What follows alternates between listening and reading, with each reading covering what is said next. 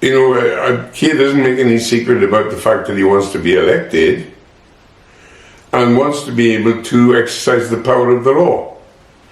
And he will. Now, I'm not going to make guesses as to, on a scale of 1 to 10, how socialist he's going to be. He is a socialist, and he will act in the public interest. I just wanted to ask you a couple of things about Labour policy in their manifesto.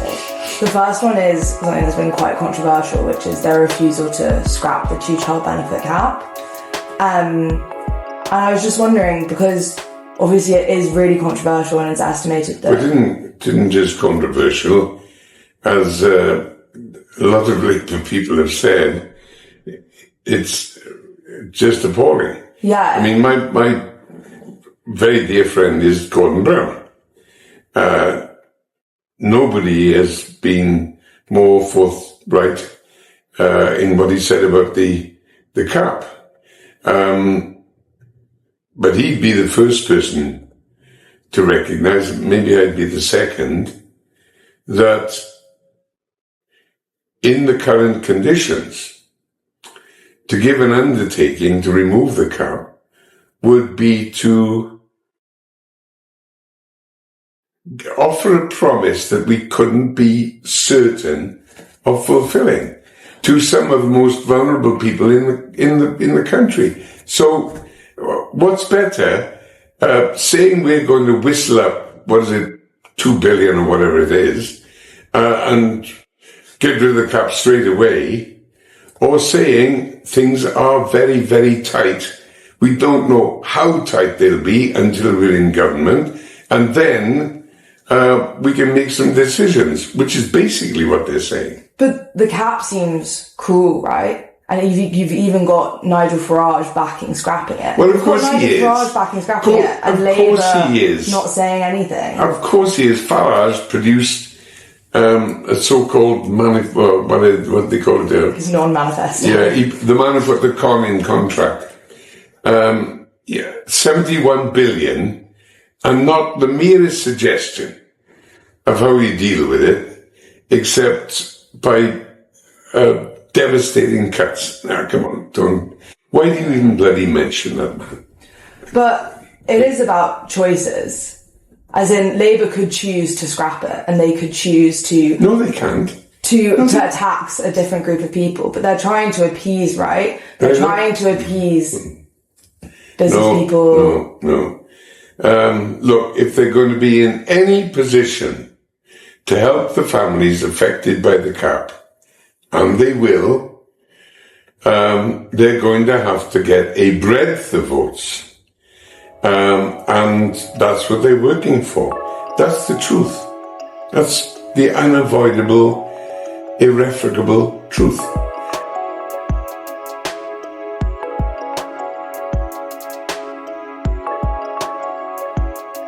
You've been out canvassing for Praful. Mm-hmm. So how do you think the campaign's been going in Islington North? It's going well. Obviously, the circumstances are almost unique. But Praful is getting a very good response on the doorstep because so many people want to vote Labour and know that that is essential to getting rid of this government and to getting a new system of government with different priorities that favour literally the public interest.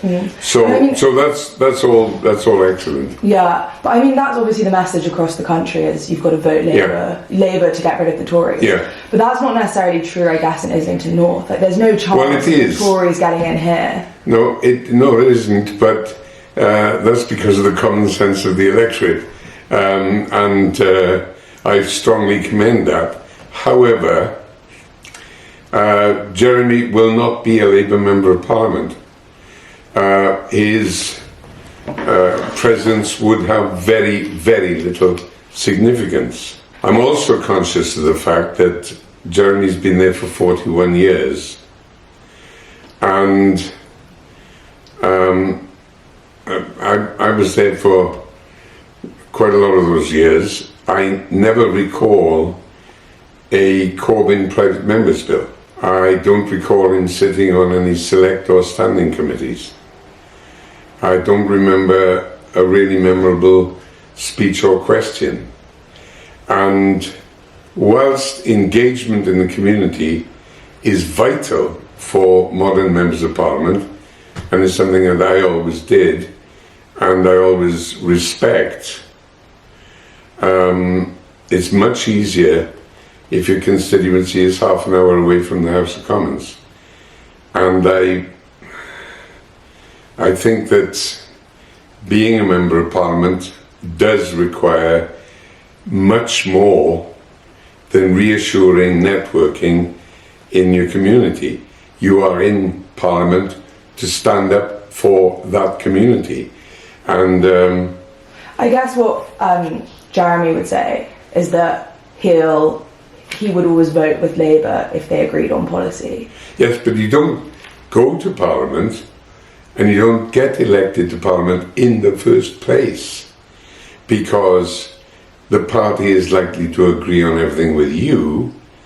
It's because you give an undertaking that in parliament you will support the party except where your conscience requires otherwise, on basic issues of moral and ethical questions. And the Labour Party understands that and always respects people's personal views. That's always the case. But it does expect a degree of cohesion and cooperation. Otherwise, what's the point in having a party? Some people would say that Jeremy running as an independent is almost selfish. Would you agree with that? I don't want to insult the guy. And I suppose he feels compelled to run. I think he's very ill-advised. And I don't think it shows the collective commitment that I expect from democratic socialists. What do you mean by that? People who hold our beliefs fundamentally understand that however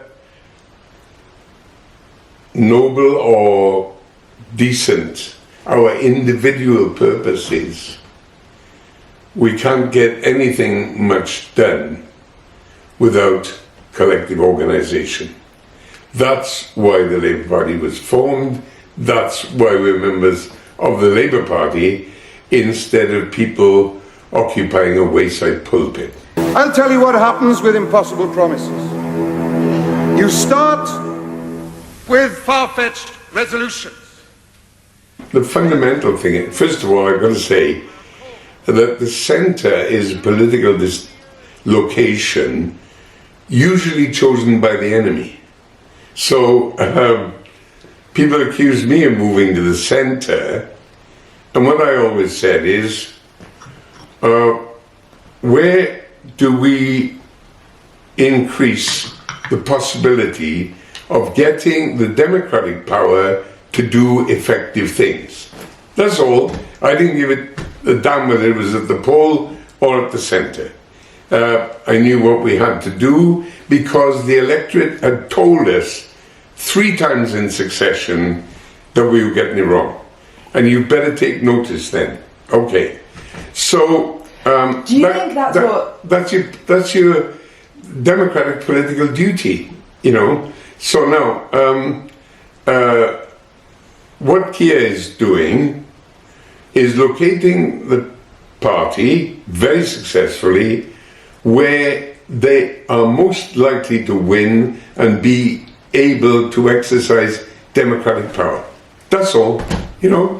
It's as straightforward as that. I guess some people more on the left are hopeful that his tactic of pushing this, it is a centrist agenda, will sort of, to get them into power, and then Labour will enact more socialist policies once they get into power. Is that something that you're hopeful for or think will happen? Keir doesn't make any secret about the fact that he wants to be elected and wants to be able to exercise the power of the law. And he will. Now, I'm not going to make guesses as to, on a scale of 1 to 10, how socialist he's going to be. He is a socialist, and he will act in the public interest. But his manifesto as it stands now, would you say it's a socialist manifesto? I'd say it's a cautious manifesto because he's telling the truth. I think, especially in the current circumstances of devastated public services and massive economic underperformance, caution is honesty, capital C, capital H. Because to give any impression of the idea that 14 years of Tory wreckage make no difference to the potential for treatment would be, well, it would be wrong, misleading, dishonest, inaccurate. See, the reality is that if the Tories have done half as much damage as we say they have, and they most certainly have, well, that's bound to have an effect on our capacity to repair the damage. I mean, it will happen. The repair will take place, the rebuilding will take place, but it's not going to be fast. And the point is about here, Rachel Reeves, Jonathan Ashworth, Wes, all the rest of them, they're just telling you the truth, that's all. And people say in an election, we want the truth, we want the truth. And that's absolutely genuine. They do want the truth. But of course, if you really rammed it down their throat, they'd say, ooh, that doesn't taste very nice. But do you think also the problem is that just the dishonesty over a decade has eroded public trust so much that they find it very difficult to trust anything that anyone says? Yeah, I understand that. The cynicism generated by so-called austerity, which was pillage. Actually, it wasn't austerity, it was bloody robbery on a gigantic scale. And then May's feebleness, I called her the dull before the storm. And then Johnson and his decadence, Truss's lunacy, and then Sunak's inadequacy. You go through all that, and cynicism seems intelligent. I mean, cynicism never is intelligent. It's generally a sort of smart-assed affectation, which doesn't create anything at all, doesn't build at all. But I understand why people say, I just don't believe. I mean... But it's not just the Conservatives, is it? It's also Starmer, who's done many U-turns, who set out 10 pledges, has gone back on the majority of them. No. Listen, what you have to do to get elected to be leader of the Labour Party is to demonstrate very clearly that he understood the sentiment and the direction of the people in his electorate. And he did that. Now, if the circumstances of 2024 were identical to those of 2020, maybe you could say much the same thing. They aren't. When, even as late as 2022, when they were talking about investing gigantically, rightly, in the green transition, they would have to pay 1% interest rates. Now they'd have to pay 5.5% at least. Now, that's hundreds of billions of difference in the obligations of the government. So the idea that you could make copy promises in 2024 as those you made in 2020 is just, it's not arithmetically supportable, let alone politically. So you don't think that it speaks to a lack of integrity? No, God, no. No, I mean, Keir straight down the line. I mean, which is excellent, but in some senses, as a politician, it's a bit inhibiting. You know, I went through the experience of not being able to say directly what I wanted to do, simply because I was leading a political party. You have to play your own game. You've got to do that. You've got to do that. There's a necessary self-discipline. If you can't show it, you're not fit to lead anyway. And I know Keir's in pretty much the same position. It isn't that he's not disclosing, not telling the truth. It is that he is doing his job of providing leadership for a very, very, very broad audience with strong appeal. That's not like, it's not even like running a family. But on Starmer, or a company even. On Starmer himself, obviously, like Labour predicted to win a huge majority, but Keir himself has quite low favourability ratings. And YouGov put him at net favourability of -25. Yeah. Do you think that's going to be a problem for him once he gets into? No, we haven't got a presidential election. I mean, you have a look at how they thought of Margaret Thatcher in 1979. I mean, she was so far as an individual behind Jim Callaghan, she hadn't even turned up to the race. She won.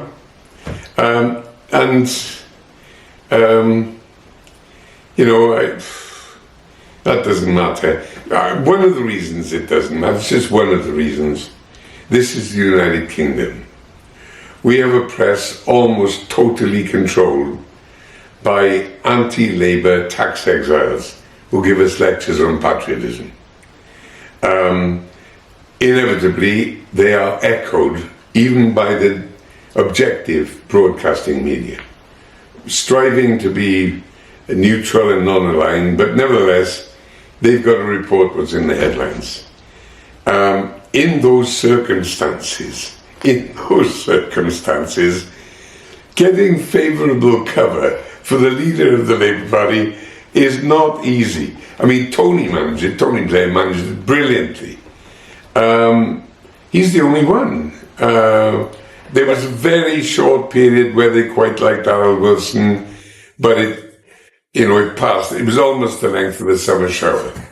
So do you not think it's a problem that some people just don't view Starmer as someone who they can connect with?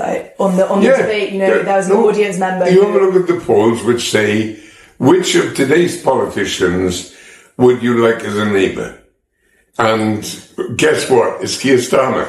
It used to be the same with me, because people thought, Kinnock, all right,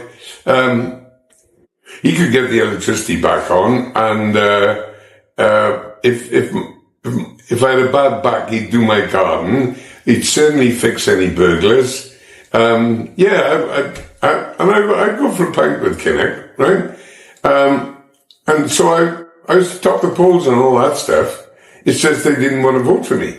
Now, fortunately, Keir's got I wouldn't mind him as a neighbour. I'm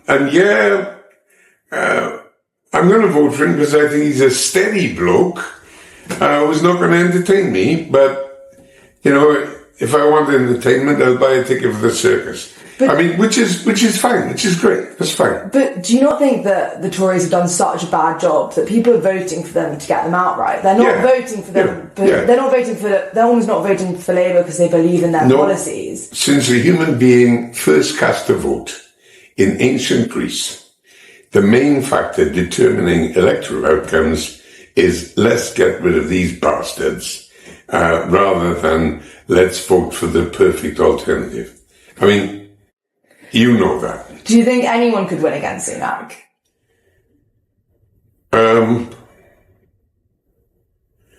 Well, he's been beaten pretty often, hasn't he? No. If you were leader of the Labour Party now, do you think you'd win against Sunak? Oh, yeah, but I only lost the 92 election by 1,240 votes, so, in the end, there wasn't exactly a lame duck. Do you think if Corbyn was still leader, he'd win? I think he would have huge difficulty.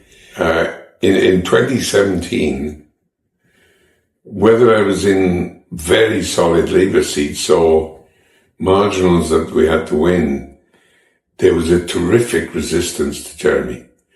I mean, people really, really didn't want him, Well, let's put it like this. I don't think that Labour would have a significant, sustained lead if Jeremy had continued to be leader. It's as basic as that. So we wouldn't even be in this position.